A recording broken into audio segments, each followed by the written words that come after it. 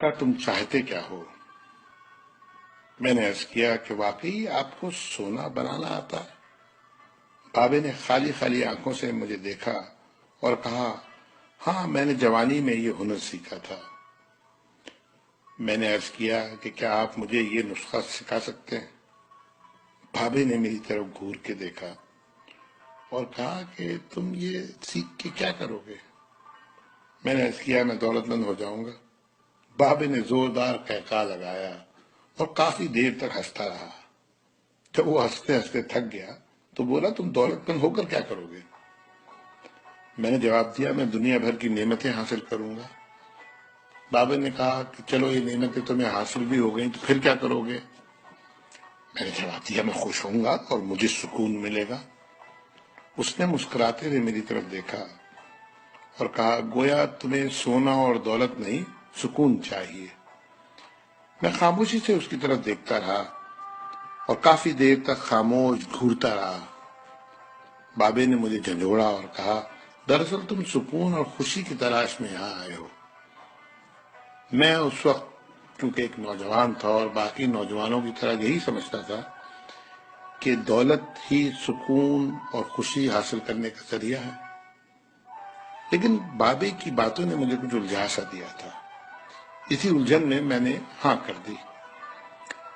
بابے نے ایک لمبا قہقہہ لگایا اور پھر دیر تک ہنستا رہا اور کہا، کاکا، میں تمہیں سونا بنانے کے بجائے انسان سے بندہ بنانے کا طریقہ کیوں نہ سکھا دوں؟ میں تمہیں دولت مند ہونے کے بجائے پرسکون اور خوش رہنے کا گر کیوں نہ سکھا دوں؟ میں خاموشی سے اس کی باتیں سنتا رہا، حالانکہ مجھے ابھی کچھ سمجھ میں نہیں آ رہا تھا۔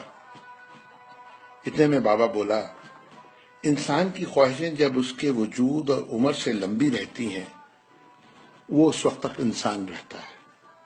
تم اپنی خواہشوں کو اپنی عمر اور وجود سے چھوٹا کر لو، تم سکون بھی پا جاؤ گے اور خوشی بھی۔ اور جب تم خوشی اور سکون پا جاؤ گے تو تم انسان سے بندہ بن جاؤ گے۔ مجھے بابے کی باتیں بالکل سمجھ میں نہیں آ رہی تھی اور بابے نے میری یہ پریشانی بھانپ لی تھی۔ بابا بولا، تم قرآن شریف پڑھو۔ اللہ تعالیٰ نے خواہشوں میں لتھڑے ہوئے لوگوں کو انسان کہا ہے اور محبت میں رنگے ہوئے آزاد لوگوں کو بندہ۔ دنیا میں کتنے انسان آئے اور بہت دولت کمائی، بڑی عمارتیں بنائی، کیا وہ سب ساتھ لے گئے تھے؟ کیا سب وہ خوش تھے؟ تم بھی کیا خوش ہو؟ پھر بابا خود ہی بولا، نہیں، جب تک تم تانبے سے سونا بنانے کے چکر میں اور خپ میں مبتلا رہو گے، اس وقت تک خوشی سے دور بھاگتے رہو گے اور بھٹکتے رہو گے۔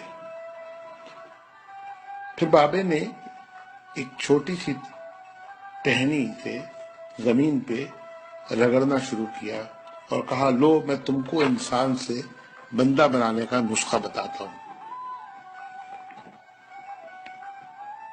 اپنی خواہشوں کو اپنے قدموں سے آگے نکلنے نہ دو۔ جو مل گیا اس پہ شکر کرو، جو چھن گیا اس پر افسوس مت کرو۔ جو مانگے اسے دے دو، جو بھول جائے اسے بھول جاؤ۔ دنیا میں بے سامان آئے تھے اور بے سامان ہی واپس جاؤ گے۔ سامان جمع کرنے کی فکر نہ کرو۔ جسے خدا ڈھیل دے رہا ہے اس کا کبھی احتساب مت کرو۔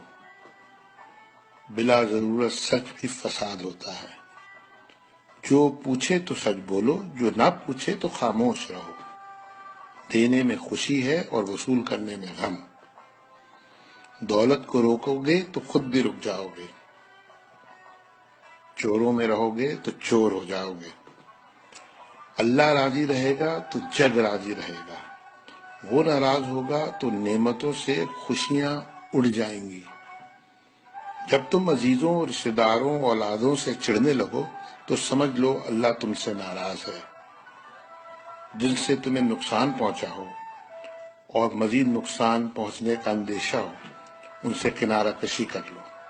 ان سے بدلہ لینے کی فکر نہ کرو، کیونکہ سب سے اچھا بدلہ اللہ کا ہے۔ جب تم اپنے دشمنوں کے لیے اپنے دل میں رحم محسوس کرو تو سمجھ لو تمہارا خالق تم سے راضی ہے۔ ہجرت کرنے والے کبھی گھاٹے میں نہیں رہتے۔ بابے نے پھر میرے کندھے پہ ہاتھ رکھا اور کہا جاؤ، بس ایک چیز کا دھیان رکھنا، کبھی کسی کو خود سے نہیں چھوڑنا، دوسروں کو فیصلہ کرنے کا موقع دینا، یہ اللہ کی سنت ہے۔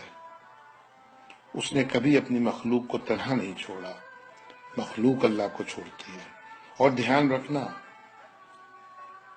جو جا رہا ہو اسے جانے دینا، جو واپس آ رہا ہو اس کے لیے اپنا دروازہ کبھی بند نہ کرنا، یہ بھی اللہ کی عادت ہے۔ وہ واپس آنے والوں کے لیے اپنا دروازہ ہمیشہ کھلا رکھتا ہے۔ تم یہ کرتے رہنا، تمہارے دروازے پہ ہمیشہ میلہ لگا رہے گا۔